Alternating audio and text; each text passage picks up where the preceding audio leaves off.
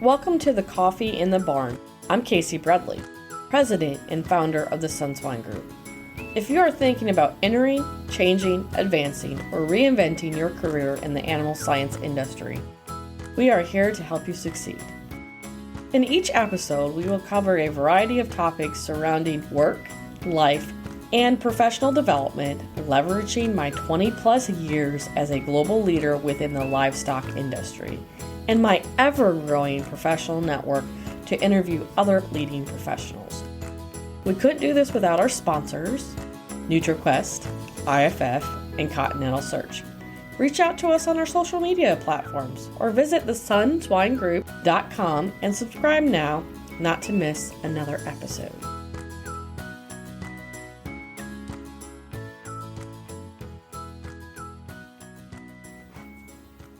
Hello everyone, this is Dr. Casey Bradley, your host for today's episode of Coffee in the Barn. All of us have different personalities, but do you know which one describes you?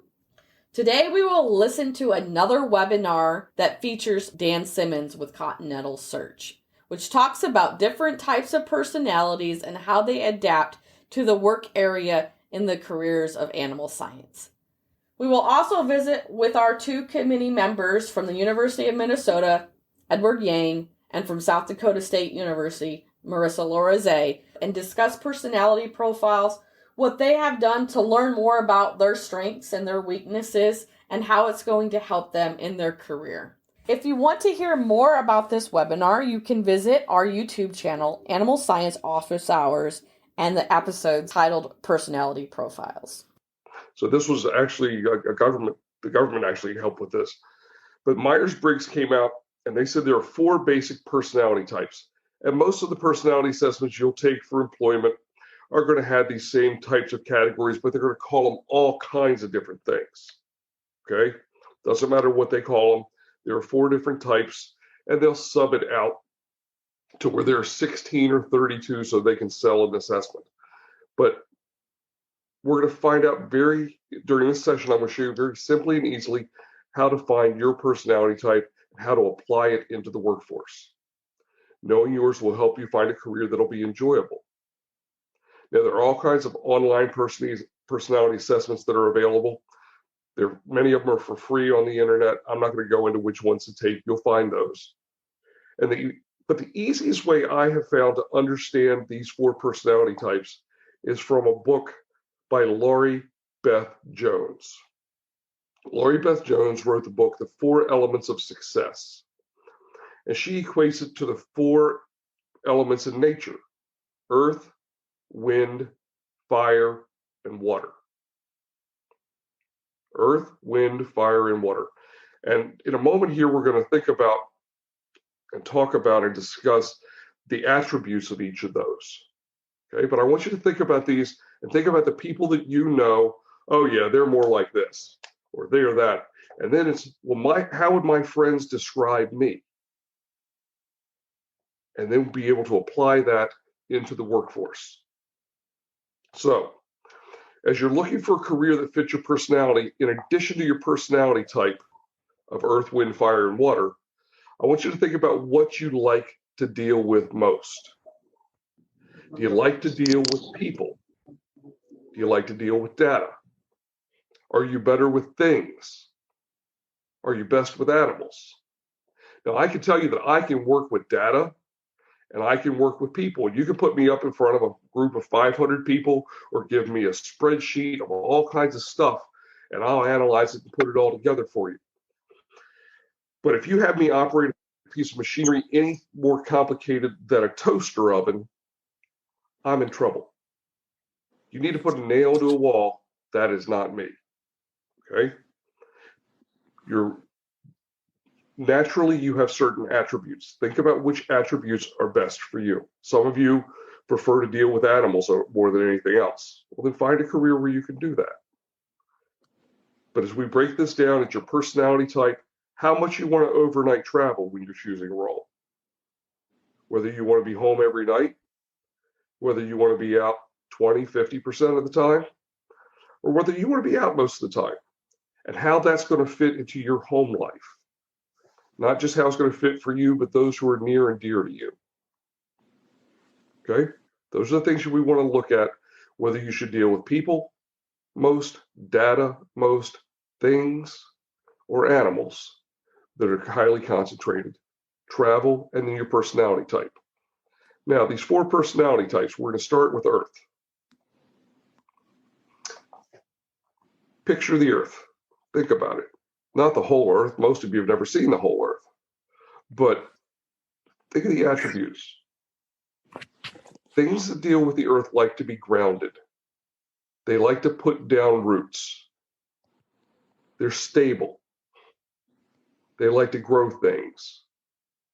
Typically, they like to work slowly and methodically. Now, the Earth has another side. Look at volcanoes. Sometimes it erupts. You get an Earth personality really set up, really upset, you will find out that, yeah, at some point they can blow. Each one of the personality types has something where, if it's under stress, will react differently. But most of the time, Earth wants to be grounded, put down roots, is stable, grows things, and works slowly and methodically. Think of the wind. It likes to move. It can have lots of energy. There's nothing like a nice cool breeze on a warm summer day. But you get them all set up, all upset. I don't know why I'm doing that backwards. All upset. You'll find it can be like a tornado. But that's a personality type that does very well in communicating with others. Okay? And being in more than one place during the week. Next, I want you to think about the water, the traits of water. It likes to be calm. It flows. Given it's the opportunity, it will find an even surface. When it's not acted upon, it will be restful. It stays peaceful whenever possible. It likes things to be routine. So those are the 4 personality types: earth, wind, fire, and water. I want you to think about which are you. Which best describes you? Or maybe you're a little bit of this and a little bit of that, but none of the other 2. Okay? I'm more of a fire, and I like wind. Okay? I like to burn through stuff, and I don't like to be in the same place all the time. I have friends that are very much, one of my associates, very much the opposite. He's an earth personality. Things go slowly with him. He's methodical, and he can be quite sedentary. Look at what fits you. Now we're going to look at different parts of the animal sciences, okay, and where you could fit in, what parts of the industry, or what parts of the community. Obviously, there's farming, poultry, dairy, ranching, raising pigs. Is there money in raising animals? You bet there is, if you do it right. If not, it's really ugly.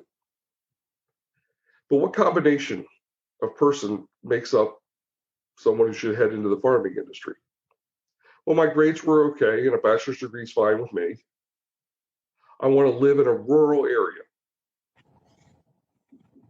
I want to deal directly with animals. I have no desire to overnight travel. This is an earth or water personality. This is where they're going to fit best. Okay? This is a farming personality. That's your combination. Look at this sector for a career.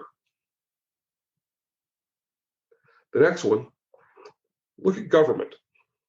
You can work for the FDA, the USDA, your State Department of Agriculture, things like that. And there are lots of different roles. 2 of the roles are data analysis and regulation. Data analysts gather and process data about farming, horses, crops. They analyze trends. They give us the census of where the animals are and how many animals there are.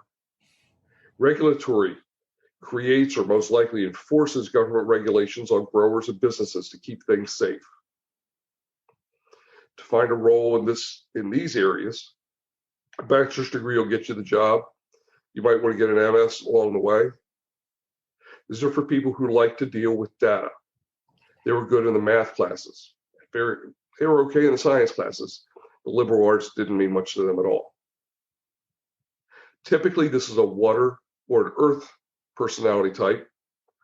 And most likely, you're going to live in the Washington, D.C. area or your state capital to fit into roles like this.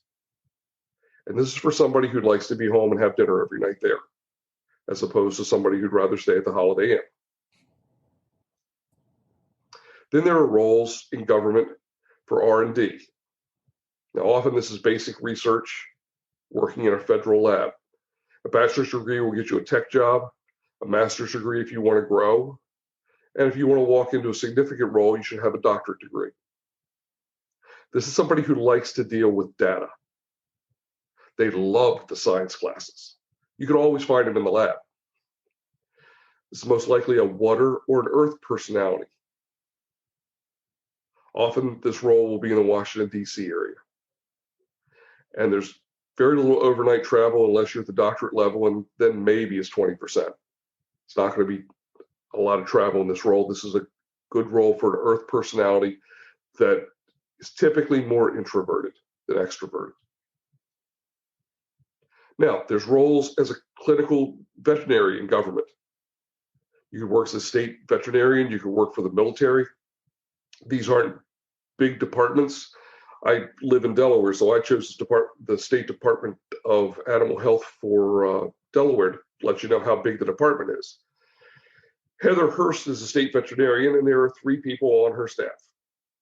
But there are roles like this out there in government. To get a role like that, you'll probably need a veterinary degree. This is somebody who likes to work with animals and people. This is an earth, a wind, maybe a water personality. And it's minimal travel, particularly in smaller states. Now, in addition to farming and government, there's academia. And there are 3 different types of roles in academia. First is research and development. And this could be basic or applied research. You'll work in a lab to discover the next great thing or solve an animal health issue. A master's degree will get you a tech job, a doctorate degree if you want something more significant. This is typically an earth or a water personality. There's rarely any overnight travel, and you're going to live where the universities are. Now, if you're a wind personality and you want to work in academia, most likely the spot for you is in extension. And extension is where academia meets application, where you take what's new and exciting from the research department and take it out to the producers and explain how to apply this. A master's degree to get the job most of the time. There's minimal overnight travels, particularly in smaller states. In larger states, this role will normally have 3 or 4 counties that they work in. This is often a wind personality, somebody who wants to be out with producers, out with businesses, and talk about the latest and greatest thing.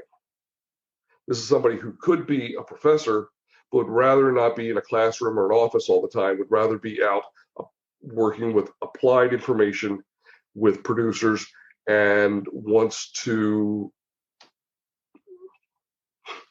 be out and about. They'll live in a rural or a suburban setting, and they like dealing with data and people. Now, in addition to those 2 roles in academia, there's teaching. Be a professor. A doctorate degree will get you the job. You like to deal with people. It's an earth, a wind, or a water personality for the most part. There's rarely a lot of overnight travel, conferences, and events.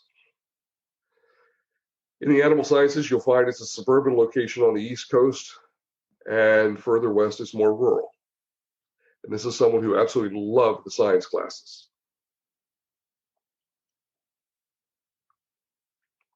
There's veterinary, and you can be a clinical veterinarian and heal the animals. Now, in this role, you're going to have a bachelor's degree will get you a vet tech job. You'll need certification. A veterinary to be the lead. And this is somebody who loves the science classes, wants to be hands-on with animals, and can tolerate people. There's rarely any overnight travel. The location is going to depend upon the animal you want to work with. If you want to work with puppies and kittens, you can go anywhere. Downtown New York City, downtown Philly. If you want to work with larger animals or livestock, poultry, you're going to be in a more rural setting. Now, the money is with the production animals. Those jobs are in demand. They pay big bucks. There are poultry and livestock vets out there nailing down much better than $200,000 a year. Companion animal veterinarians are in less demand, and it's going to take 7 to 10 years to pay off your student debt if you choose that route. But there are roles out there for that. But when everybody thinks of a vet, they think of where, who's going to take care of fluffier spot. There are other roles in veterinary, including R&D or regulatory, where you develop the products to improve animal life. Normally, it's a master's degree to work in the lab, a doctorate degree to be the boss or to drive the projects. And this is someone who excelled in the science classes, someone who prefers data to people. This is an earth or a water personality. Often they'll work and live in an urban setting. And in regulatory and R&D, there's very little overnight travel, if any. But that same skill set with a different personality type will be in technical support. And this is where you're supporting the sales of the products that R&D creates. You'll have the education to understand the products. You'll just have a personality type that would rather deal with people than data. This will be more of a fire or a wind personality versus a water or an earth. A PhD or a DVM will get you the job. If you get a master's degree in an area of specialization afterwards, you'll pick up more money. Travel's anywhere from 25 to 70%, but that's okay because it's an earth or a fire personality and they're going to love it. This is somebody who likes people, likes to share technical information. And in this role, you often live suburban near the airport because you're jumping on a plane to help support a variety of sales reps in the field. Another part of the spectrum is working not for profit. Now, these are people who work for a cause rather than a paycheck. You can work for trade organizations. Now, there are trade organizations that are scientific, like the American Dairy Science Association, the American Society of Animal Sciences, Poultry Science Association. Those are technical organizations. But there's also trade organizations that promote businesses and promote the business of animal science. For instance, the Pork Checkoff, or the dairy group that came out years ago with the slogan, Got Milk. There are cooperatives, farmer cooperatives. All those are trade organizations. And there are roles in member services, marketing, data analysis, many roles in government relations and public relations. In addition to that, for not-for-profit, there are the zoos, people that care for the animals, feed the animals, run the zoos. And this is a role where you're doing it because that's what you love to do. Most people don't work at the zoo because of the money. Yeah, whoever left, you're right, because the money's not there. In addition to the trade organizations and the zoos, there are research farms. Now, I don't know all of the research farms, but I do know of two fine ones. And if you're talking with someone who's looking for a good internship, these are great places to get internship. There's the Noble Foundation in Oklahoma, and there's the Minor Institute in Shazy, New York. Both of these research farms are fabulous places to get some great experience. And it's also full-time work after internships. In most of these roles, a bachelor's degree can get you the role. A master's degree is a plus, but you can get it later. These are most often water and earth personalities. With the trade organizations, you can live suburban. The research farms, obviously, that's rural. And the zoos, well, you guys know where the zoos are. And these are people preferring to deal with animals over people and things. That is okay. So this is someone who likes dealing with animals and data. They did great in the animal science classes, but not in the real deep science classes. They're better at applied science than theoretical. And in most of these roles, there's not a lot of overnight travel. Another sector is food production, where you're raising the animals, whether you're working on one farm or work for a food company and you're the advisor to growers. Most often, these advisor roles are in animal welfare or live animal production. Combination to get this role. A bachelor's degree with average grades will get you this role. This is somebody who wants to deal with animals, okay dealing with people. Data is part of this work. There's rarely any overnight travel here. If you're a farm advisor, you're going to like working with people. That's a wind personality. If you're working on one farm and that's your thing, that's more of an earth or a water personality. And these roles are rural. Another sector we can look at is animal health and nutrition. Feed the animals, keep the animals healthy. In these roles, you can create feed products, that's an animal nutritionist or R&D, or you can work for animal health, creating products, or in the feed industry, you can be a feed formulator. Combination for these roles. Doctorate degree will get you the job. A master's degree if you work in the lab or you're a formulator. Most of the formulators I know have a master's degree. This can be field work or work in a lab or an office. Typically, these are water or earth personalities, and there's rarely any overnight travel.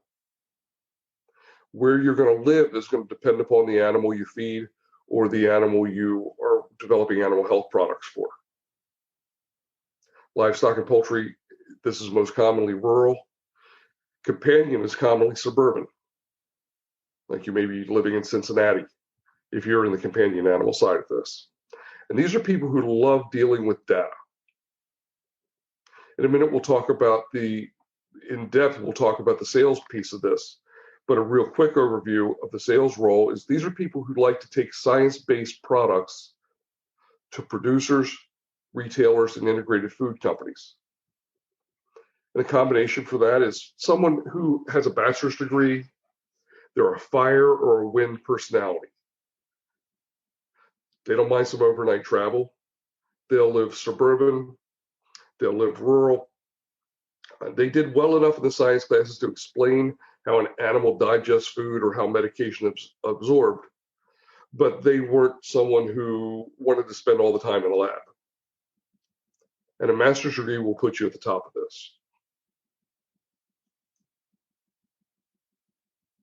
Now, for those people who like dealing with things, you can go into the manufacture of feed or animal health products. A combination here is a bachelor's degree, an earth or a water personality.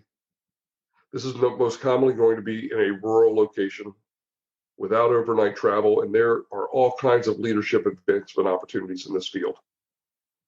This field is hungry for people who want to come in and grow their career. On top of the manufacture of these products, there's a technical support for this. And I imagine some of the people on this call will eventually go into this role, where they're supporting the product sales that R&D creates. Most commonly, it's a veterinary or a doctorate degree in nutrition or dairy science, poultry science to get the job. A lot of people will go get a master's degree or an MBA in addition to that later in their career. And this is somebody who enjoys travel and likes people. They'd like to share technical information. This is a college professor who doesn't want to work at a university and wants to get out and be with people and be in the business world.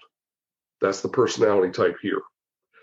Most commonly, they'll live in a suburban area near an airport. And most often, they are a wind or a fire personality.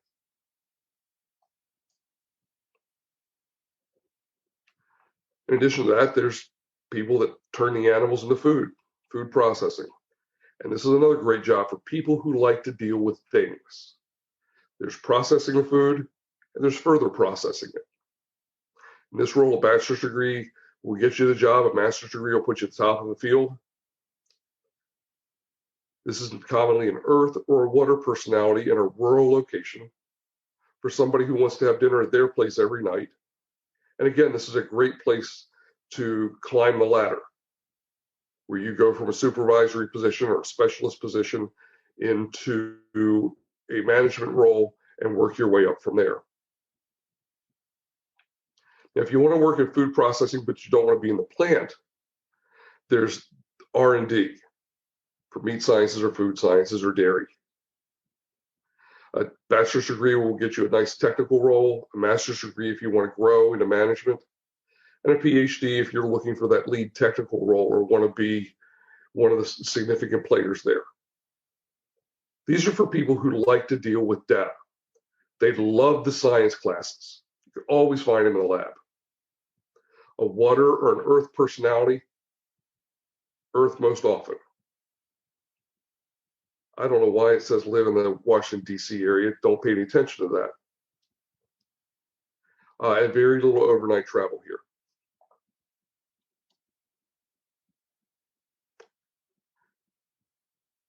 In addition to developing the products for the meat industry, you can take science, you can sell the products. And these are people who take science-based products, value-added products or commodities to grocers, to restaurant chains, to food distributors, and top chefs. These are the people who are working with Wagyu beef. What kind of combination? In this role, a bachelor's degree is fine. The combination of personality will be a fire or a wind personality, someone who likes to get out and talk with people and deal with people and sell. There's often overnight travel in this role, and you can find roles like this living anywhere. And this is somebody who did well enough in the science classes to explain how food is made and digested, but they didn't want to spend their time in a lab, and they certainly didn't want to spend their time analyzing data. A master's degree will put you at the top of this. So personality profiles, listening to that, has that made you more aware of you and other people and how you react to them? I can share my experience that, I've been looking for jobs, and then these days, I don't know, because 2 years ago when I was doing my master's and finished up, and nobody asked that. But this time, a lot of people ask, do you know your personality test scores? And then do you know anything about that? So it's new to me. And I'm like, okay. Thankfully, after that episode, I went and did it. Well, I didn't do the cloth leaf or whatever thing they recommended. Yeah. I did the free one, another one. I feel like that thing describes who I am more than I know who I am. And then I use those profiles to describe me. And a lot of things are people who can see it, but I may not know before that. So my strengths are perceptive. I can notice people's subtle change in the mood and expression. And I'm curious, which I am. Like I go to the farm and notice differences, like people may not pay attention. And I'm very positive, which bright other people up. Well, that's the 3 things I can write on my resume, but I never knew that it's a thing, And then after the test, I kind of knew. But also, it tells me my weaknesses. I used to be that kind of person like, oh, I work too hard, and then you can kind of do that bait question. But this one says, well, you kind of do people policing. It's a good thing and can be a bad thing. I'm like, okay, yeah, I know that I do this. So to me, personality tests, it's one thing that can help us know who we are. And also I noticed more companies have been using personality tests to find the right candidates. And I just kind of want to say from personality tests, to me, they're positive and negative, and I think they should be used with caution. And because in my career, my first job, I had to take a personality profile. I never got a copy of my results, which I found odd. But based on that, my boss would say, you're not going to be good in front of customers. The best spot for you is in the office. It felt like they used my weaknesses against me versus making me aware of my weaknesses and giving me a growth opportunity. It was a way to force me in a position that somehow I think when I took that personality profile, it was totally wrong. It was interesting. They made a note, which I didn't get to see the two outputs. So I interviewed with Calmback when I finished my bachelor's degree from manager's trainees position. And somehow the HR lady said, well, your personalities were totally opposite, and that normally doesn't happen. And I thought it was really funny. And what I noticed a lot of my traits on my personality was I think I'm a very adaptable person. And when I was a research manager for 8 years, my personality adopted to that role to where I had to be like, I had to follow the rules. I had to have restrictions and, perfection and detail and adaptability, or being outspoken or personable was probably not the same traits you needed for that role. I'm aware of my personalities, and I did Cloverleaf, and I'm not going to remember the initials as well as Brent Green could give you the initials, but I'm a unicorn personality. I have, I'm curious. I'm a people pleaser. There's a lot of things I know that's but now that I run my own company, I hate to give you a job description. I hate to write a job description. So I would rather hire the person that I think's going to be a good fit to my team and let them write their job description and then adjust the task accordingly. Now, obviously, I'm still small and we have to do everything. And I have that flexibility, but I hope if I ever scale up my company that I still won't post a job description. I'm going to hire the person I want for the team and figure out what they're going to do to help the team. Or that. But, Dan's right, though. The same with Dan is, it doesn't matter which one you take. Right. Personality test. Cloverleaf was unique because it combines them all. DISC, a lot of people use DISC. I'm not a personality profile expert, but I still, because of my experiences in my career, I think they're good for you to know who you are. Yep. And they're also good to for you to know who your team is. Yep. So you can know how to work with them. But at the same time, I never, I have weaknesses. Edward, you have weaknesses. Yep. Marissa, you have weaknesses. But those are opportunities to say, a lot of people want to hide their weaknesses. Yep. I use it as an excuse not an excuse, but an opportunity of how I can grow more as a person. All right. Yep. And I can take the example. I have very high social anxiety, and most people would be like, what? You have social anxiety? It was a really big deal for me to start traveling and getting on the plane. And the more I did it, the easier it got. But I also realized that I'm an introvert, and being around people and talking all day is extremely exhausting. And I've worked through my coach even recently, and she was like, based on when I was born, where I was born, all those things, right? And she put that in, and she's like, well, I'm a projector. And she said, my aura, or however you want to horoscope, or I don't know what that science is. I'm a pig scientist. But she said, you only want to work 5 days, 5 hours, not 5 days. 5 hours a day, and then if you work more than that, you're exhausted. I'm like, I can see that. I'm really efficient at 5 hours. I work 5 hours. If I take a break, I can come back and work 5 hours, but I need a good, healthy break. Yep. And so I think that's true, even if what she found in her studies says 5 hours a day of work time. Mine is more like, if I'm really on a lot, I need that downtime. And I do know to be conscious of that and aware of that with my personality. I also, wear my heart on the sleeve, which can get me in trouble. I remember Tara York. I love what she said, and this has stayed with me most of my career when I went to AV Vista. So, if I would have been you just need to sit back and just listen and don't say anything for a while. Give it 6 months, a year. Just sit there, watch, learn. And she's so right. There's no doubt. Best thing that she's ever told me. I really respect her. But my personality would not let me be that person, because I wear my heart on my sleeve. I'm going to tell you how I feel. I'm passionate. And I think my passion and my care gets in the way.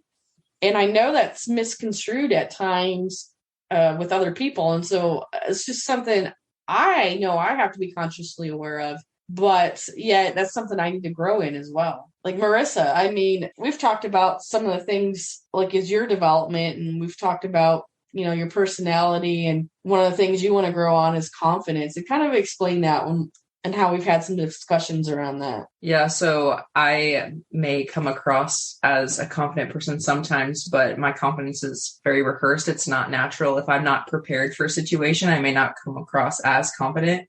So I just really want to build on like my natural confidence and just like being able to go into any situation with confidence versus like having to feel very prepared and rehearsed into my confidence. But you don't feel exhausted when you're around people, though. It's a natural thing for you. Yeah, I love people. I love socializing. I love everything about that part of it. And what about you, Edward? Are you more like me where it can be exhausting? When you were talking, I was like, this is me, because I can resemble a lot of things. Because if I'm around people I like, yeah, I can talk and do stuff, but I get exhausted as well. But if it's going to conferences, meeting new people, I get very anxious. But I probably wouldn't show it out, hide it underneath. I think it's a weaknesses. I shouldn't show up.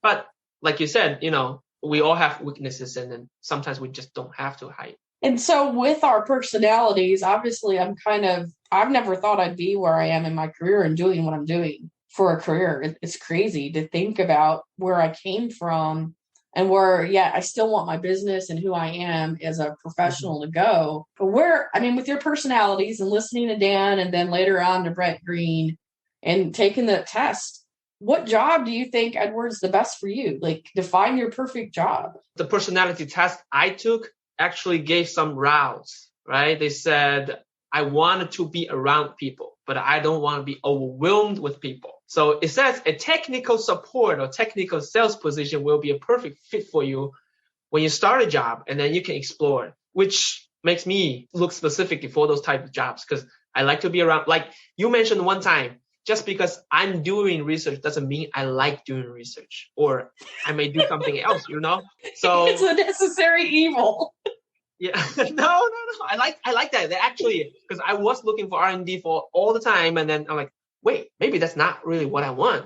But the personality test kind of helped me realize who I am, and then tailor me through like something that maybe I want to be doing. Like I'm okay with people, but I don't like to be around a lot of people. Maybe, technical sales, technical support can be that type of role. I don't know. We need to try it out. I would say technical support more than the technical sales. Well, we're all salesmen, but that's another topic for another time. But yeah, I really think technical support allows you to be with that extrovert, or most salespeople have that outgoing personality, and they like people, and you bring in the technical support and you back them up, and that pair works really well in my setting. When you have two that are dominant personalities, that doesn't always work. Even watching that in my career of who I worked well with as salesmen and who I did not, like that outgoing salesman, that big brother, that guy that was friends with everybody. You partner with me with somebody like that, and we're unstoppable. And, Rick Baldus was that for me at Calmback, and I have a few other examples, but there's some salespeople that it just didn't work either. Mm-hmm. So I noticed that in my career. And like Pete Wilcock, for example, he's the reason I am who I am. I really respected him, looked up to him. But I realized once I got into doing the job, I couldn't do it like Pete. I had to end up doing it like Casey. And so we had two different styles, even as a technical service support. And I really respected Pete. And he was my technical support when I was at Calmback, and then even at the University of Arkansas of doing research with him. And I learned a lot from him. And then my boss, Craig Wyatt, everybody who knows Craig Wyatt he's outgoing, talking all the time. And behind the scenes, you get to see that it wears on him as well. Even being that extrovert, if I'm even saying that right, I feel like my language is off today, Andreas. But yeah, he's always that outgoing person talking to everyone. But I've seen it where it even exhausts him. And so I think whatever we choose to do, or whatever you two choose to do, is realize what my weaknesses are. And I hope you say, all right, that's my growth, right? Yep. That's where I want to grow at. And I think instead of a lot of people limit what you can do with your weaknesses, or you limit yourself. And right. Obviously, I loved basketball as a kid, but I know that I'm never going to be an NBA star because, 5 foot, can't dunk type deal. there are some limitations, weaknesses. But I also learned, being short's got its quirks too. So there's a lot of things I can do on a pig farm that other people can't. Like I don't hit my head on the feeder or the heaters, So that was a bonus. I've done that a few times. Yeah, I mean, I am a short guy, and I used to like basketball, and then I switched to soccer, and then I play very well. I still play every week now. And the same, I have a small hand, so whenever there's a small hole, they need to fix something. It's me. It's gonna be me. I'll pull that baby pig out, right? Yeah. Right. As you can see, there's lots of different personality tests out on the market. You can check out Lori Beth Jones' The 4 Elements of Success, which Dan used to take an in-depth view of personalities on his webinar. But I challenge you to consider other personality profiles as well, because each of them can teach you a new thing about yourself. And in closing, do you already know what personality profile best describes you? Do you know your weaknesses? Do you know your strengths? Do you know how to use those effectively to define your own success? If not, I challenge you to learn more. We hope that you enjoyed this discussion. You can watch the replay of this webinar, along with the rest of our webinar replays, on our YouTube channel, Animal Science Office Hours. And now we would like to also thank our sponsors once again, NutriQuest, IFF, and Continental Search. We are gracious that you support us in this journey. Before we go, are you finding it difficult to create your own version of success? Do you even know what success looks like for you? Well, if you don't, I suggest that you reach out to the Sunswine Group by visiting our website and booking your free next steps. We'll discuss your career and how the Sunswine Group can help you navigate that. Because our model is simple. We make pigs and dreams fly. Our mission is to share knowledge, to mentor future leaders, and transform innovation while creating a neural network of expertise to help any person, including you, any animal, or any company succeed. Thank you for listening, and don't forget to check out our socials. Find us on Facebook and LinkedIn at Coffee and Careers in Animal Science, or Instagram at coffee.and.careers. And remember, life is short. Drink your coffee in the barn.